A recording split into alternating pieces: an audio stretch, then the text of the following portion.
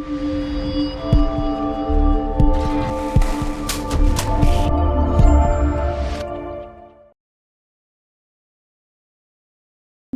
to tonight's webinar between the Indiana Thoroughbred Alliance and Kentucky Equine Research.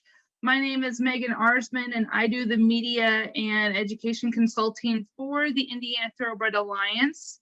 The Indiana Thoroughbred Alliance is a group of Indiana breeders, owners, and horsemen who are striving to encourage education and promote horse racing in Indiana and within the region. Tonight, we are joined by Dr. Clarissa Brown-Douglas. Clarissa is from Wellington, New Zealand. She graduated with an honors degree in animal science and a doctorate in equine growth and development from Massey University. Her research focused on growth and maturation in thoroughbreds born in the spring and the autumn. After graduating, Clarissa lived in Aspen, Colorado before she landed in Kentucky to work in the thoroughbred industry. She spent 5 months prepping yearlings at Layden's End Farm before joining the Kentucky Equine Research team as a research fellow in October 2005. And Dr. Clarissa Brown-Douglas is going to talk to us about skeletal development in young horses. So thank you very much, Clarissa, for joining us this evening. Thank you very much, Megan. It's a pleasure to be here and fill you in on some of our latest research looking at skeletal development in young thoroughbred horses. The seminar outline today will be going through a couple of, information sessions looking at growth rates and monitoring growth in young horses, looking at bone development, what's required for growing sound skeletons in our young thoroughbred horses. I'll talk a little bit about skeletal disease, but the main body of this seminar will present some of our recent research looking at how skeletal disease affects performance in the sale ring, but also performance on the racetrack. Because our horses are not meat-producing animals, generally, we don't want to grow them as rapidly as possible. As we might with a cow or a sheep, for example. We want to grow them for optimal sound growth. If we grow them too quickly, we run into problems with their skeleton. We grow them too slowly, we end up with young, weak little animals that don't sell well and certainly can't perform well on the racetrack. So we are presented with some challenges when we're growing our young horses. The horse is the most incredible animal, as I'm sure you will all agree. They're very precocious when they're born. They can literally gallop at full speeds within hours after birth. But we know that the forces applied on these relatively immature skeletons are quite immense. Foals have a lot of growing to do. When they're born, their birth weight is 10% of their mature weight, give or take, and their bone mineral content that they're born with is about 17% of their mature bone mineral content. So when we grow our horses optimally through their first few years of life, we aim to achieve this perfect balance between nutrition and body weight gain so that the skeleton within that horse has the best chance of growing as strong as possible to cope with what we're asking of them later in life. So the goal is to optimize bone development in these young horses. A horse doesn't achieve its maximal bone mineral content until it's 6 years of age. So as I said, when they're born, it's only 17% of mature bone mineral. At 12 months of age, this has increased to nearly 80% of mature bone mineral content. These horses need a lot of substrates, correct nutrition, and correct management so that we can grow this sound skeleton. This fantastic image here is courtesy of Deb Bennett, looking at the stages of equine skeletal development. And you can see there that the bones of the lower limb mature more rapidly or at an earlier age than the bones as you move up the skeleton. So you can see that the spine, the skull, the pelvis are the last bones of the horse to mature, i.e. the growth plates close and they become mature bones with the most amount of skeleton. With the most amount of bone mineral content. So this is a fantastic representation to show you how that skeleton grows. There's quite a few ways that nutrition influences bone, and I'll just touch on them briefly during this presentation. Broodmare nutrition, absolutely vital to grow sound skeleton in the young foal, particularly with regards to trace mineral supplementation during the last few months of pregnancy. Balanced foal and weanling rations are very important, and control weight gain, particularly during the yearling prep stage, but also throughout that growth period. We know that the growth of the foal within the mare, or the uterine growth of the foal, is not linear. So during the last 4 to 5 months of pregnancy, it's really critical, not just for weight gain in that young foal, but also for the storage of trace minerals within that foal's liver. The growing foal stores these minerals, particularly zinc, copper, manganese, and iron, to use for cartilage and bone development once it's born. You can't play catch up, interestingly. A lot of questions we get asked once you've got a foal on the ground and they're running around with their mum is when to begin feeding them. A lot of farms will utilise creep feeding, which is a fantastic way of supplying nutrition to these young horses. And you can see during with this graph here that the first 2 months, the mare's milk is providing the foal with as much energy as they require to grow, provided the mare is milking well. However, you can see a divergence in these curves at about 2 to 3 months of age, and that's when we recommend the foal receives its own feed of a specially formulated breeding feed for young horses. So they'll likely need supplementation about 60 to 90 days of age onwards, as the mare's milk declines in quality and volume. When we move on to feeding the weanling, this is a really critical stage in terms of developmental orthopedic disease, and certainly you want to make sure that the growth of these horses is well controlled. The skeleton is extremely vulnerable to disease during this time, and so monitoring the growth rate so that these young horses grow at a regular, steady rate is important. Once we move on to the yearling, the horse is less likely to develop developmental orthopedic diseases within its skeleton. The lesions that are relevant during sale or survey x-rays are usually present prior to this time. It's still vital to have correct nutrition, and growth monitoring is really important during this stage.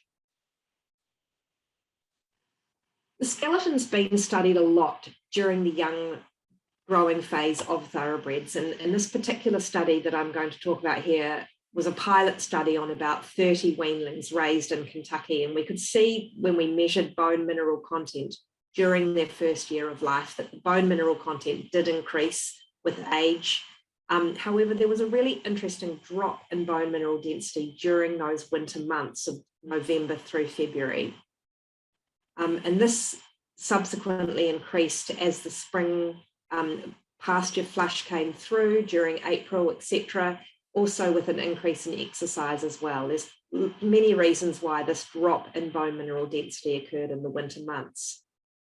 However, we were able to attenuate this drop in bone mineral density by studying a supplement that these horses were supplemented with during these winter months. The study then followed 22 weanlings to around 230 days of age. The control group was fed a very balanced ration. The treatment group were fed the same balanced ration with this particular bone mineral supplement. Horses were radiographed regularly. We were able to show that the horses that were supplemented with this particular bone mineral content did not have that drop in bone mineral density during those winter months, whereas the horses on the control diet, which was a balanced diet, showed that drop. So we showed that we were able to build bone essentially in these young horses with this supplement.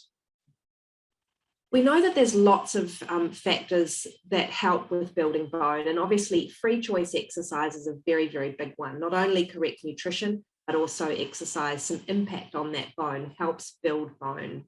This has been proven with a lot of different research studies.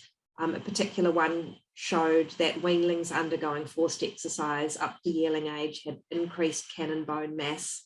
A study that I was involved in New Zealand looked at a group of thoroughbred weanlings that had controlled sprint exercise around a racetrack, not obviously being ridden. They were essentially ran around a racetrack, and we showed improved bone mineral content and bone size in those weanlings as well. And this persisted through to 2- and 3-year-old racing. So it's really important these young horses are not locked up and restricted in their exercise. One of the main areas when we're talking about skeletal development of huge interest to thoroughbred breeders, but also purchasers of sale horses, is developmental orthopedic disease. It's a term used to describe a group of diseases within the skeleton. It's a big cause of wastage within the thoroughbred industry. And the umbrella term focuses on several main diseases, including Fiscitis or Fiscitis, OCD or osteochondritis dissecans, wobbler syndrome, and angular limb deformities. Fiscitis is one that does cause a lot of horses to be withdrawn for sale, and it's essentially an inflammation of the growth plates. And it really occurs in the lower limbs around the fetlocks in younger horses of foal to weanling age. And as the horse gets older, you can see Fiscitis in the knee. And it really is just an inflammation of the growth plates as those long bones are rapidly growing. It's a condition that we now know can self-resolve, provided that you control body weight gain in these young horses. Most horses will outgrow this condition as the bone remodels and those growth plates close, but depending on when it occurs during the horse's life, it can be a reason for horses to be withdrawn for sale. The big one, however, is OCD or osteochondritis. This is actually a disturbance in the articular cartilage, so within the joint space, and it results of thickening, chips, strains, and fissures in that cartilage. It's diagnosed through radiograph, but also through lameness or swelling around the joint. It's a really common reason for young horses to fail their pre-sale x-rays. It's a common reason for surgery in these young horses to try and correct any chips or fissures that occur within those joints. A lot of them are self-resolving, and a lot of them are easily fixed with surgery as well. But again, depending on when this occurs, can cause horses to be withdrawn for sale. So there are many factors which contribute to the development of these diseases within the bones and cartilage. Nutrition's a big one, genetics, the environment that the horse is in, management of the horse, and then injury or mechanical stress to that joint can all contribute to BOD. Research has very clearly proven that larger and heavier foals are more at risk of OCD. Over and over again, when we're studying the growth of these young horses, we know that heavier and taller foals have a greater incidence of OCD during survey radiographs in the spring. We know that during their first month of age, foals that are heavier than the population median have a 3 times greater chance of developing OCD. So these two graphs here show the incidence of OCD by weight quartile. And when we're talking about weight quartiles, we're talking about the heaviest horses are in the 4th weight quartile, the lightest horses are in the 1st weight quartile. So we're basically dividing the population up into 4 groups based on weight. So the first graph on the left there is foal body weight. The graph on the right is foal height. And you can see here essentially the heaviest and tallest horses as foals went on to develop OCD across multiple lesions, multiple joints. We know that irregular growth rates or fluctuating growth rates are also cause incidence of joint disease, because these horses are losing weight, then gaining weight rapidly and overloading developing cartilage. So it's important that the horse has a pattern of slow early growth that doesn't fluctuate too much off that average curve. It doesn't matter actually what the weight is, as long as the curve is relatively smooth. We know that that smooth, regular growth rates makes the horse less at risk of developmental problems. Therefore, it's vital to monitor the growth of these young horses. We know that the thoroughbred industry demands large, well-grown yearlings, but of course we grow them too rapidly, we run into problems. So if you monitor growth rates and you're able to see if changes occur in the pattern of growth, and attenuate that nutritionally and management-wise, you're going to run into having a sounder horse at the end of it all. So it's really important to weigh and monitor the growth of young horses. It's not routinely performed on a lot of farms, but it's a really wise management tool to implement. We know that nutrition can play an important role in the pathogenesis of developmental disease, and this comes down to deficiencies or imbalances in particular nutrients within the diet. We know that mineral deficiency or imbalances or excesses are a big one. Deficiencies are related to particular bone-forming minerals. Calcium, phosphorus, copper, and zinc are your main ones when we're looking at the skeleton. And the ratio of one mineral to another is also very, very important. The ratio of calcium to phosphorus ideally should never go below 1 to 1, but it should be around 1.5 to 1. The ratio of zinc to copper is another one, particularly when we're talking about cartilage development, and that should be maintained around 3 to 1 or 4 to 1. One thing that's important to remember is that you don't necessarily have to go out there and start looking at the ratios in the diet.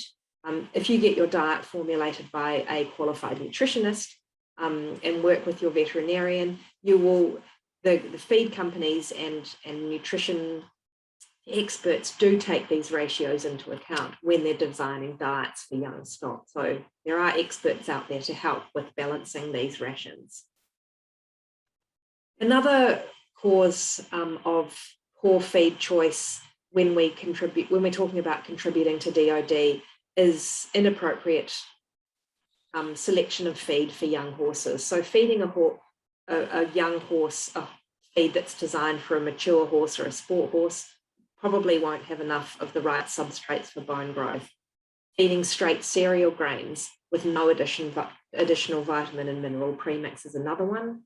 Feeding a premix feed below recommended levels because we want to slow down calorie intake, or feeding a premix feed that's diluted with cereal grains are all reasons to contribute to imbalanced diet. So these errors can be easily corrected by feeding a ration balancer or working with a nutritionist to make sure you're selecting the right feed for your farm. There are also many management practices which contribute to developmental orthopedic disease, and the big one is overfeeding. When you overfeed a horse calories, you lead to rapid growth rate. The horse puts on a lot of body fat, and that can overload young developing joints. When we overload a horse in terms of the calorie intake, we know that hock and stifle OCDs tend to be the result of very, very large horses that are carrying too much body condition. And that's probably indicating that biomechanical forces are involved. We also know that high protein is not a factor in the development of orthopedic disease. A lot of breeders go, well, I can't possibly feed too much protein, but that has been well and truly proven to not be a problem in young horses. I like to see the odd rib showing on our young horses, particularly during the weaning phase.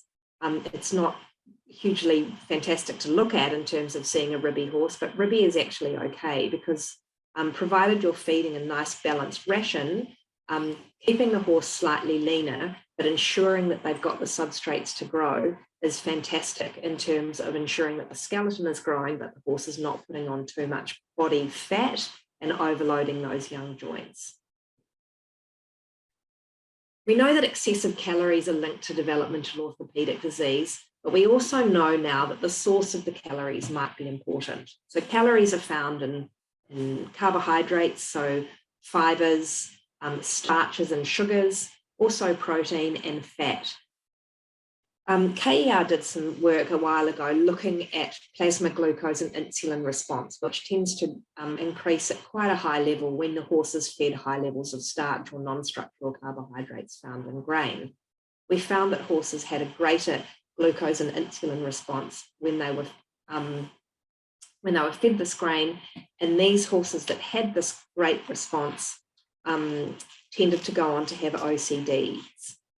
So we found that a high glucose and insulin response to a meal was associated with an increase in OCD. And that didn't necessarily mean that this high glucose and insulin response caused OCDs, but these horses tended to have this abnormal glucose and insulin response to a meal. So based on the results of that study, we recommended that it would be prudent to feed weanlings concentrates which produce a lower glycemic response in case they had that extreme response to glucose. So a lot of breeding feeds these days are now formulated using a higher proportion of digestible fibre and fats as calorie sources for our young horses, with a lesser reliance on straight cereal grains such as oats and corn and barley.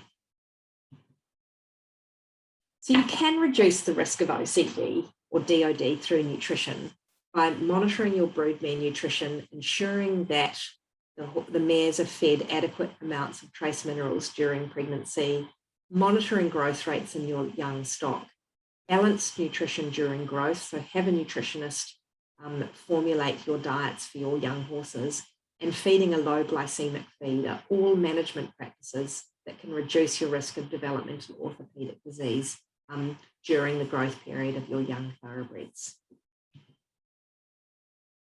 So, does skeletal disease affect performance? Well, there's been some whispers that it probably does. Skeletal soundness is of prime importance for thoroughbred racehorses, and as breeders, we pay particular attention to the radiographic abnormalities that affect the yearling sales price or the future racing performance. And so most breeders will take survey x-rays or radiographs of their yearlings, and that'll assist them with making decisions regarding future medical or surgical treatment, whether that horse will be aimed for an earlier sale or a later sale.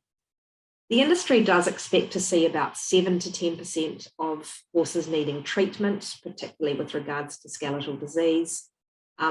Approximately 10 to 20% of findings are sort of classified as non-significant and will likely resolve over time. But do these radiographic changes go on to affect performance? Well, I feel like they probably do. There are many changes that can be identified in these survey and sale X-ray radiographs, including OCD, sesamoiditis, chips, etc. But it is still unclear exactly how these issues affect performance and how the way the horses are managed during growth and development, and whether that plays an effect on their manifestations. So lots of different areas that are looked at during these X-ray changes. How do they affect performance? So this particularly huge study was carried out and does continue with thoroughbreds, looking at the relationships between foal body weight, withers height, yearling height and weight, OCD, sesamoiditis, sales result and racing performance. So as you can appreciate, a huge amount of data that needs to be trawled through to see if there's relationships between these various measurements. So this particular study was a pilot study conducted by Kentucky Equine Research in conjunction with Hallway Feeds in Lexington, Kentucky. And it assessed whether foal body weight, withers height, is associated with these radiographic changes during survey and sale X-ray results. And these are quite amazing results. The pilot study looked at 6 commercial farms in Kentucky. They're really big farms, quite not insignificant properties, with just under 320 foals from 12 foal crops looked at. We looked at these foal crops to make sure they were representative of the population of foals that we have on record, and you can see here that the foals in the current study were all born approximately the same birth months as the general population, just to make sure that we weren't dealing with extremes in terms of their breeding.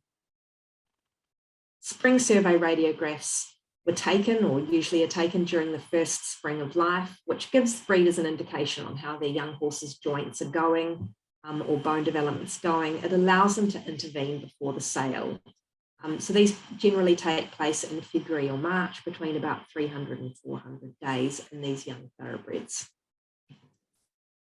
When we collated the results of these X-rays, you can see here that there's literally dozens of definitions and descriptors of different radiographic changes. And these are just the descriptions here on this slide of OCD. You can see that this makes it, any study looking at radiographic changes, quite tricky, because not only are the findings relatively subjective, different veterinarians have different descriptors for what they see on the screen. So you can see here we've got OCD, distal intermediate ridge, OCD, lateral intermediate ridge, pending fragment, etc., etc. So we had to take in all the different descriptors of OCD. So trawling through this data, as you can appreciate, was quite a big undertaking. The results were interesting. What we found was that there was a 16% incidence of OCD in the spring survey x-rays. So a quarter of these were found in the fetlock, over 40% in the hock, and 30% in the stifle during these spring survey radiographs. Interestingly, when we looked at the sale radiographs, and the data is not shown here, the incidence of OCD in the sale radiographs was quite low. So this is probably related to the lesions being repaired either surgically, following identification during those survey x-rays, or they resolved themselves without surgery, or if the lesions were still present in the horse is not entered into the sale, and so sale radiographs are not taken. So that data is available in the full study, which we can absolutely provide access to if you're interested. When we looked at the size of the horses during the different growth stages, we were able to see the incidence of OCD in the different weight quartiles. So this graph here shows the incidence of OCD, regardless of the joint, in the three different age categories. So the green bars represent foals, 1, 2, 3, 4 indicates the quartile body weight that those animals were in. So you can see there that 44% of foals that went on to develop OCD were in the third quartile. So they were heavier than the average, but they weren't the absolute heaviest. So all the way through suckling and weanling, you can see here that the incidence in very small horses was very low. The incidence in the bigger horses was much higher. The incidence of OCD in all of the first and the second body weight quartile foals was 9 and 11% respectively. So you can see again here, the graph on the left shows foal body weight, the graph on the right shows foal height. Again, heavier foals went on to develop OCDs in all the joints, most commonly hock and stifle. The incidence of OCD with foal height, we see that the heaviest foals, or those in the fourth quartile, sorry, the tallest foals, those in the fourth quartile, went on to develop OCD. So during their first month of age, foals that were heavier than the population median had a 3 times greater chance of developing OCD. Quite profound results there in terms of big foals and their risk later in life. We then went on to look at surgically significant OCDs, because quite a lot's diagnosed radiographically, but what it actually goes on to be operated on, well, there was a 9.3% incidence of surgically significant OCDs. And this agrees with previous research where we found about a 10% incidence of surgically significant OCDs in thoroughbreds in Kentucky. Of the surgeries, the vast majority repaired hock OCDs, with the next lot in the stifles and then the fetlocks. So as with survey OCDs, foals that were heavier than the 50% of the population, i.e. heavier than the median, during their first month of age had a 3 times greater chance of having surgery on an OCD lesion. So it does sort of imply that there's mechanical forces at play in these heavier horses. We also found that the month of birth had a significant effect on OCD. Foals born in April had an increased incidence of OCD in both survey and sale x-rays. Now, it's interesting that April and May born foals differ from their earlier born counterparts. They start out large when they're born, but they actually lag in growth after they're weaned. And this is probably due to a combination of factors. Earlier weaning age, they spend a large portion of their weaning growth during the winter. But during the sales prepping period, these foals regain weight and are heavier yearlings. So as well as being heavier foals, April-born foals tend to also be quite tall. So this high incidence of OCD observed in these April-born foals, not only at survey but also at sale x-rays, might be related to their large size as foals, their lack of weight growth after weaning, and then their increasing growth during sales prep. So when we overall looking at these OCD results at spring survey, we found a greater incidence of OCD in taller and heavier foals, a low incidence in small foals, and a high incidence in April foals. The other area that was of great significance during these survey and sale x-rays was sesamoiditis, and again another cause of wastage and in these young horses, and for horses to be withdrawn from sale, is sesamoiditis. Now, just to quickly look, sesamoid is not just the bone in the fetlock. Essentially, a sesamoid refers to a bone that's embedded within a tendon that crosses a joint, so it's sort of a floating bone within a joint. Obviously, the most common sesamoid bone when we talk about sesamoids are in the fetlock. However, the navicular bone in the hoof and the patella and the stifle are also technically a sesamoid. However, the sesamoid that we're talking about when I'm talking about sesamoiditis in young horses is the one that's in the fetlock. When we're looking at radiographic changes, we typically see vascular channels, as you can see in this image here, but there's also spurs, fractures.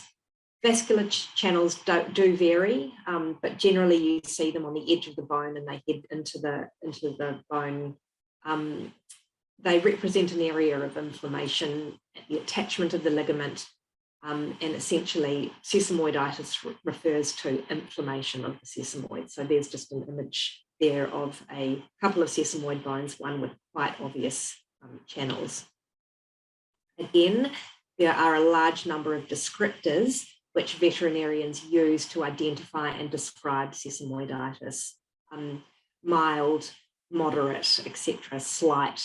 And essentially we had to collate all that data to clarify what was sesamoiditis in these radiographs. Essentially what we found was evidence of sesamoiditis was found in 25 or 24% of the yearlings in the surveys. There was a 16% incidence of sale radiographs. So the majority of these findings were described as mild. Mild sesamoiditis was the most common descriptor. So we then took the cohort of horses that were described as having sesamoiditis and we looked at their body weights as foals, as weanlings, and as yearlings. And we can see here that body weight generally was around the 50th percentile. There was a large body weight gain from weanling to yearling, and that's quite interesting, really. We found that the body weight change didn't change significantly as they were foals and weanlings, but it did change, and they were significantly heavier at yearling sale. We also found an incidence of month of birth. We found that foals born in February had the greatest incidence of sesamoiditis in their spring survey x-rays, but not necessarily in their sale x-rays. So this is in contrast to the OCD findings, which showed that the later born foals had a greater prevalence of OCD. So these February born foals, a little bit about how they grow generally. They're born in the winter. They're average size when they're born. A previous KER study showed that they were born lighter than the later born foals in terms of their body weight. They grew more slowly during that first month of age. Their mothers also lost weight generally during that first month of lactation, probably producing less milk, and that results in earlier growth. So February born foals, they're typically weaned in mid to late summer.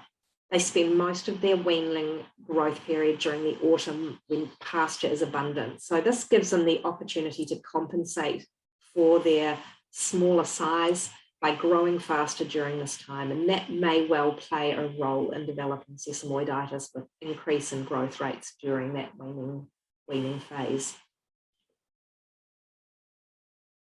So The summary of the sesamoiditis was that there was no size effect when foals were still nursing, but spring sesamoiditis was related to height gain as weanlings. There was a high incidence of spring sesamoiditis in February foals, and sesamoiditis at sale was related to average size foals, which gained excessive weight as yearlings.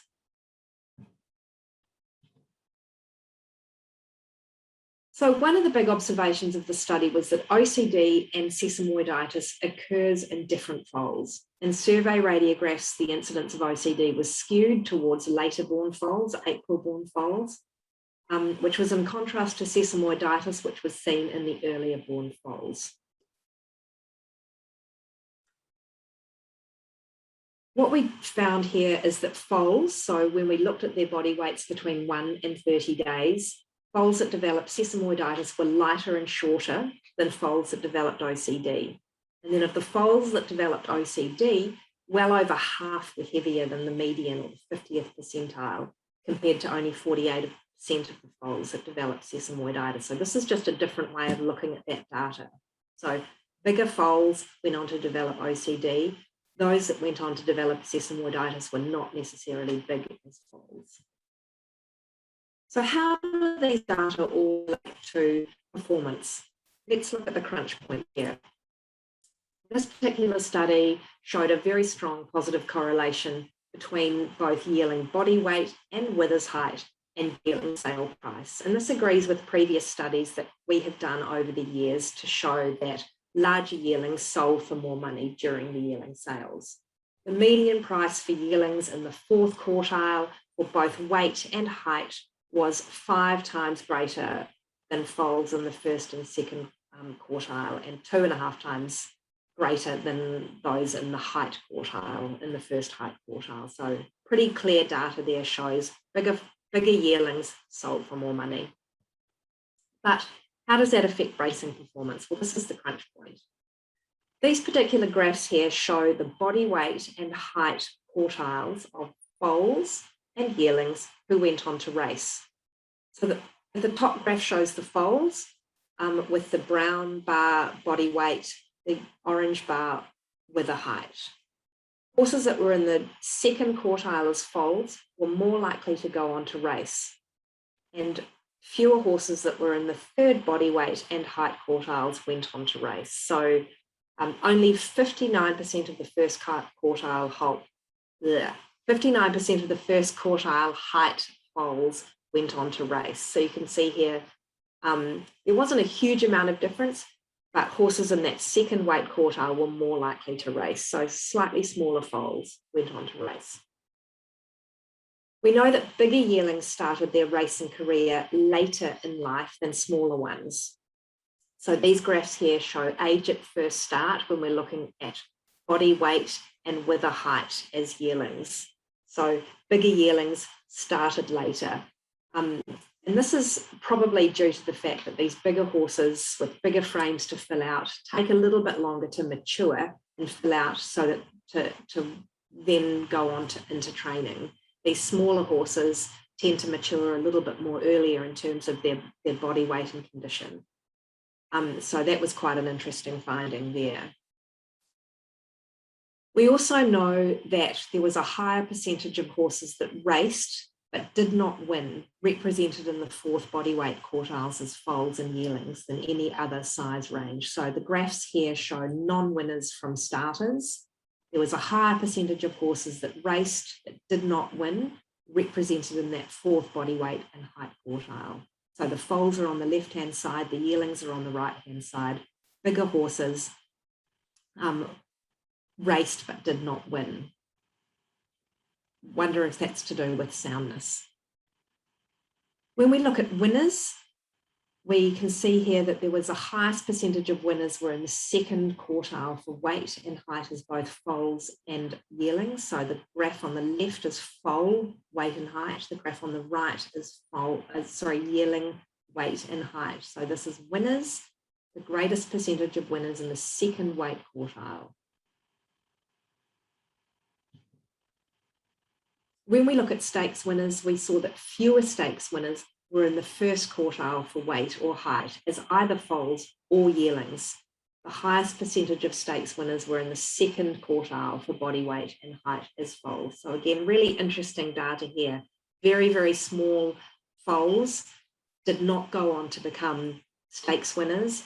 Very, very small yearlings, again, didn't actually go on to become stakes winners. However, the very, very big ones also did not have a great statistic in that field as well. When we look at graded stakes winners, we teased that data further, and we showed the greatest percentage of graded stakes winners were in either the second or fourth quartile foal weight, or from the second and third foal height quartile. So again, no graded stakes winners came from that first foal or yearling weight quartile. Really interesting there. So again, very, very small foals and yearlings didn't go on to become graded stakes winners. When we look at radiographic findings of both spring and sale radiographs and sale price, it was quite an interesting finding here. So bear with me because there's quite a bit of data on this particular slide. You can see here that at the bottom, the average price of all the yearlings in this particular study was nearly $173,000. The median price, $76,000 at sale. The green box at the top are the results from spring radiograph findings, the red box is from sale radiograph findings, and the blue box is a combo. What we found was that yearlings with hock and fetlock OCDs in their survey radiographs sold well above the average and medians when they went on to yearling sale. Yearlings with stifle OCDs in their survey radiographs sold for a lot less than the study's average and median price. When we look at the red box, you can see here that very few yearlings had OCD lesions in their sale radiographs.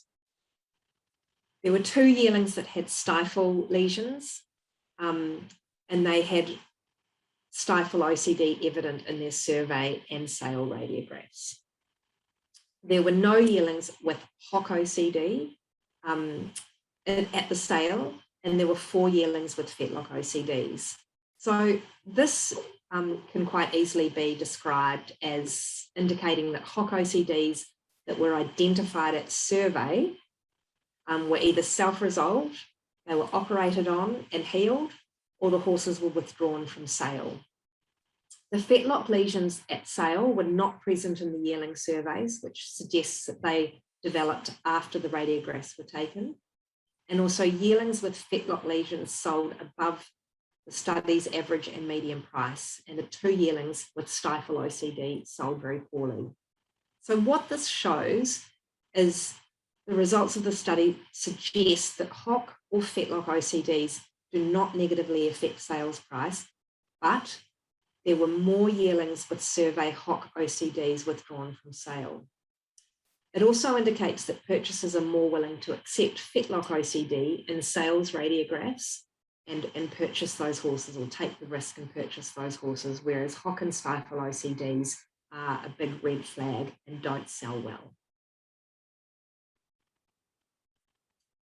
So when we look at radiographic findings and racing performance, really good and interesting results here.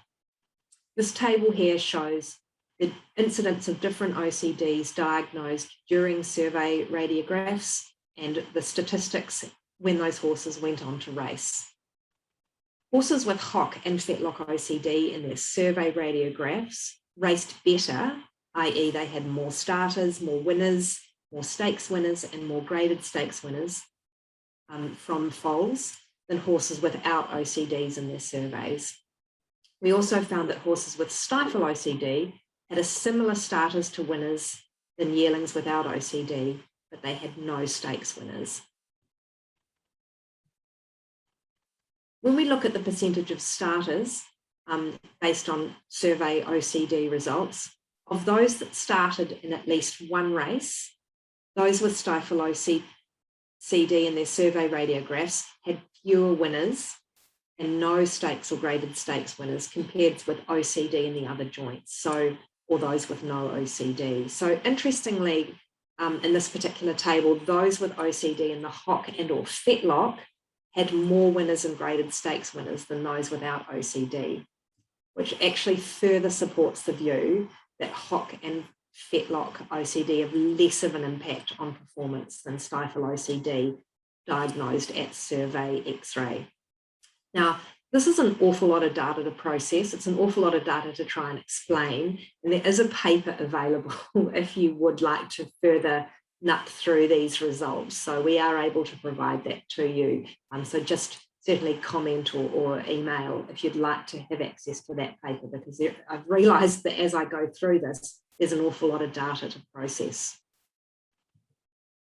When we looked at the age at first start, you can see that horses with hock OCD that went on to race, they made their first start at a later age than horses without OCD, which possibly implies that not only were they bigger, so they took a little bit longer to mature, or they had some soundness issues that needed to be resolved before they started their first race. But yes, significant finding there that those with hock OCD during survey radiographs started later. When we look at radiographic findings of the sesamoid and sales price, we can see that these graphs here show median and average sales prices for yearlings based on their sesamoiditis status, survey and sale. So yearlings with sesamoiditis sold for 70% of the average and 97% of the median of yearlings that sold without sesamoiditis in their sale radiographs. So again, it's quite interesting there that you can see those that had sesamoiditis in their spring radiographs sold for a pretty good amount there. So quite an interesting result. Radiographic findings and racing performance when we look at sesamoiditis was also quite interesting. Horses that had sesamoiditis in their sale radiographs had more starters and winners from foals, but they were represented by fewer stakes winners and graded stakes winners. We also found that horses that had sesamoiditis in those radiographs had more winners from starters than horses without sesamoiditis, but again, they were represented by fewer stakes winners and graded stakes winners than those without sesamoiditis at sale. We did also have one final observation, was that sesamoiditis at sale and survey X-rays, it did not affect the age at first start or the total number of starts per starter. So what did all this huge amount of data conclude? Well, the study showed that extremes in body weight and height, i.e. too big or too small as babies, was not ideal for thoroughbred racing performance.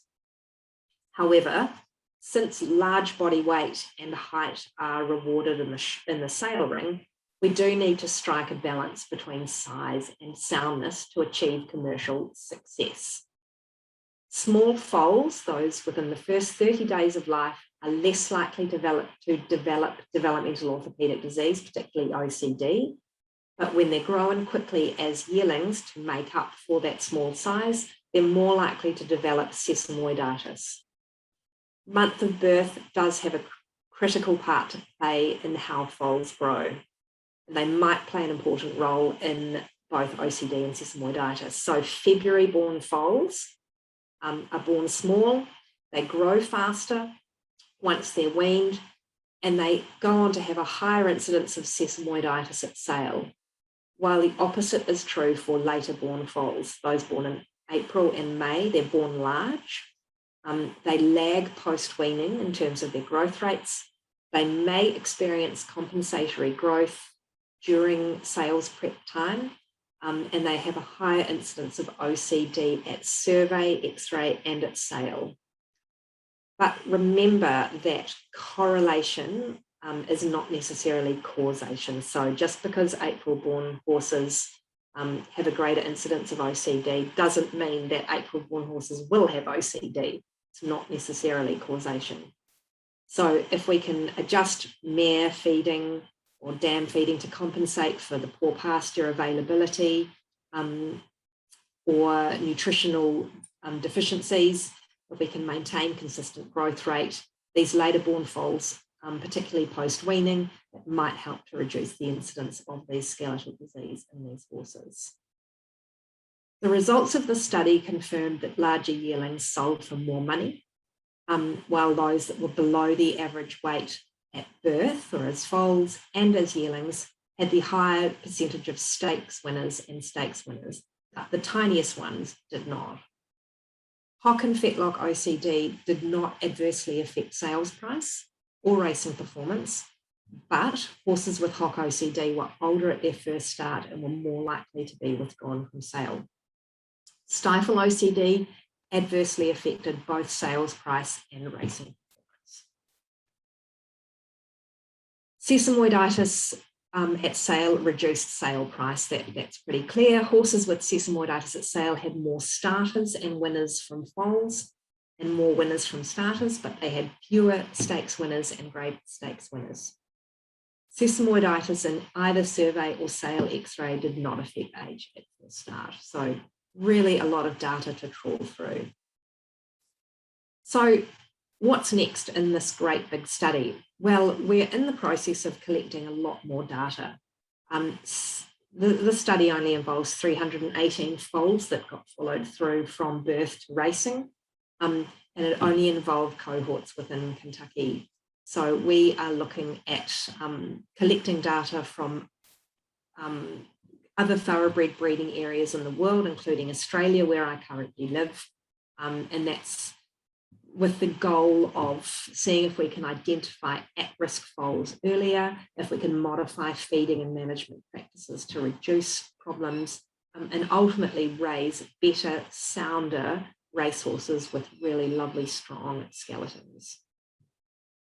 So I would like to invite any questions, and I'm happy to receive them over email, and hopefully help you with designing diets for your young horses and growing them successfully for sales success and racetrack success. Thank you very much. Definitely. Thank you so much, Chrissy. That was great. So we do have a couple of questions that have come in. And you guys can, I forgot to mention at the beginning, but you can go ahead and type in your questions. They will be either answered on here, or we will answer them in the text. So one question that we had is, in a perfect world, how many times would you feed in a day, and how would you divide the rations for a growing foal? In a perfect world, when time is not a problem. Well, look, the horse is an interesting creature because they have a very small stomach. So ideally, we want to feed them like they would be in the wild in terms of the amount that they feed. They're grazing animals. They can graze up to 20 hours per day. So they're designed to sort of be trickle fed. So ideally, when we're managing our horses, we want very small meals fed often. This is not possible in a management process, and it's just not possible. So ideally, I would say 3 times a day, and it does depend on the volume of feed being fed. If we've got our horses out at pasture where they're able to graze consistently, providing them with their nutrition over and above their pasture intake. If you're feeding them a small ration balancer once a day is fine because it's a very small intake. But ideally, you don't want to feed these young horses more than the stomach can handle in a meal. So for a mature horse, we generally say no more than 2.5 kilos per feed. Sorry to all of you who don't use the metric system, but we say 2.5 kilograms of feed, about 5 pounds of feed per meal. With these younger horses, it's obviously going to be smaller. So maybe a couple of pounds of feed per day in young growing per meal, in young growing horses. So if you're feeding more than that to get the nutrition into them, divide that up into 2 to 3 feeds per day. But ideally, very small meals often, regardless of the age of the horse, is my dream. Perfect. And you kind of touched on the next question, which is, can a young horse graze too much? Now, you talk at least here in the States, we are in spring and we talk a lot about the sugars in the grasses and possibly having to muzzle some horses that are maybe more prone to laminitis. Is there any of those concerns with young horses, especially as they start to kind of mimic their dams and start to eat on the grass? Then can they eat too much? Look, yes and no. It does depend on what pasture is available to them, but certainly lush, fantastic, rich pasture provides the horses with a lot of calories. And certainly if it's a high sugar pasture, you may want to take that into consideration with these young horses because of the risk of large insulin spikes. However, horses are growing very successfully on very, very good quality grass. It probably comes a lot down to genetics. So brood mares can be susceptible to laminitis on lush pasture, and so it would be prudent to control the amount of sugar that the brood mare is receiving during her life, and thus then you would have the foal off that pasture or controlled pasture access as well. But they still need to have fibre provided in their diet. So if you were controlling body weight and the access to pasture for that mare, you would have to provide her with a lower sugar but high quality roughage source, such as a hay or a haylage, for example. So yes, we grow young horses very, very well on that pasture.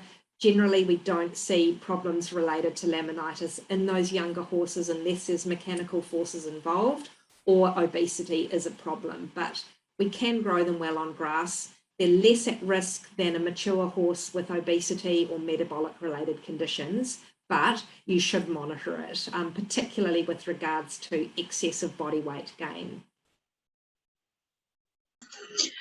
And we have another question, which is, do you recommend starting young horses on any type of supplements? And we're talking with this webinar, ladies and gentlemen, we're talking a lot about, foals and weanlings and yearlings. So would you suggest putting those young horses on any particular supplements, or should you just hope for that you have the high quality forage and grain that you're talking about? Well, it does depend. We definitely recommend a balanced diet. So early stages, while the foal is on the mother and the mother is producing enough milk for growth, and you've fed the broodmare properly in late pregnancy, the milk is providing the foal with everything that they need up until about 2 months of age. Once the foal reaches 2 months of age, their growth rates are going to increase over and above what the mare's milk can provide them with. And that's when we recommend introducing either a well-fortified grain breeding feed or a particular specific creep feed for the foal that has adequate trace mineral fortification. In terms of specific supplements on top of that, it really depends on what's being provided in that pasture. But yes, we recommend a balanced foal diet, and whether that is just a breeding feed or whether there's a supplement on top of that depends on the feed that's being offered. So, for example, the research that I showed you looking at these weanlings that were on a balanced breeding ration and were fed a particular supplement to help with bone development, that had nutrition over and above the balanced diet to help attenuate that bone loss that we saw during the winter months. So it probably, it's worth looking at to see if you've got bone issues in your horses as they get older, looking at that earlier stage in life and targeting specific nutrients for bone development. But it does come down to what forage or roughage you have available, the formulation of the breeding feed that you're offering your mares and foals, and whether you need excess over and above what you're offering. So it does come down to individual horse and farm requirements. So that's where I would recommend consulting with a nutritionist to see if there were ways you could optimize it further. Perfect. Yes. And definitely, if you guys have any more questions, make sure you're typing them in the chat box on our Facebook pages. And you talked about consulting nutritionists, which is a good question. And Kentucky Equine Research, you guys offer some assistance, and you're in different regions of the country and in the world. So would you definitely recommend that breeding farms and foaling farms, that they get in touch with the nutritionist and have their hay tested and talk more about their grain situation? Because especially a farm that may have breeding stallions and foaling out brood mares, they probably have to feed two different diets, correct? Absolutely. Look, we can certainly help with designing designing these diets for whole breeding farms. And interestingly, it doesn't have to be super complicated, because there's some fantastic breeding feeds out there that actually are fortified enough with nutrition to provide not only young growing horses with what they need, but also brood mares throughout their breeding phases of lactation, pregnancy, etc. Breeding stallions, again, can be just fine on a breeding feed, but also tend to sometimes get a little bit too porky on these breeding feeds, so maybe needing ration balances. So we can certainly help with looking at designing the best diet based on the forage that's available. But yes, we highly recommend having hay tested, or having your hay supplier test the hay.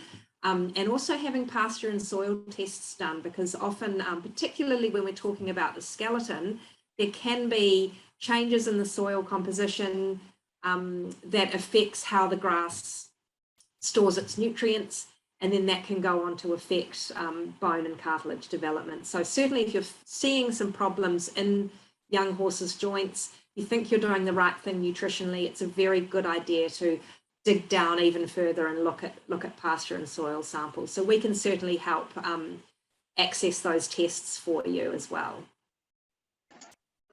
Awesome. Well, if you guys have any more questions, feel free to go ahead and put them in the comments section of the video. Any other take-home messages that you have for our attendees tonight, Dr. Brown-Douglas? Not really, other than good luck with the upcoming breeding season. I'm sure a lot of you have got foals on the ground. I know it's April, and I sort of had a little bit of doomsday for April-born babies, but of course you can manage them properly and prevent a lot of these issues happening. I highly encourage you to reach out for support, even just to run your diet program past a nutritionist. There's plenty available globally who've had experience in the thoroughbred industry, and we're certainly here to help. Anyone interested in accessing GrowTrack, which is our growth monitoring software, that's a free computer program that we can offer you as well if you'd like to monitor the growth of your horses. So please reach out. We've got a lot of information that's accessible for you, no cost, of course. Definitely, and we'll make sure that we put a link in the comments of the video so everybody can see it and all. Thank you so much for your time, Dr. Brown-Douglas. We appreciate it very much, and we look forward to speaking with you again when we cover later this year on feeding for sales prep for thoroughbreds. Fantastic. Thank you very much for having me. Thank you, and thank you to everybody who attended tonight. Go ahead and continue asking questions for a few more minutes and we'll get them answered. If you have any other questions, we'll put contact information in the comments as well, so you can send them that way. Thank you very much.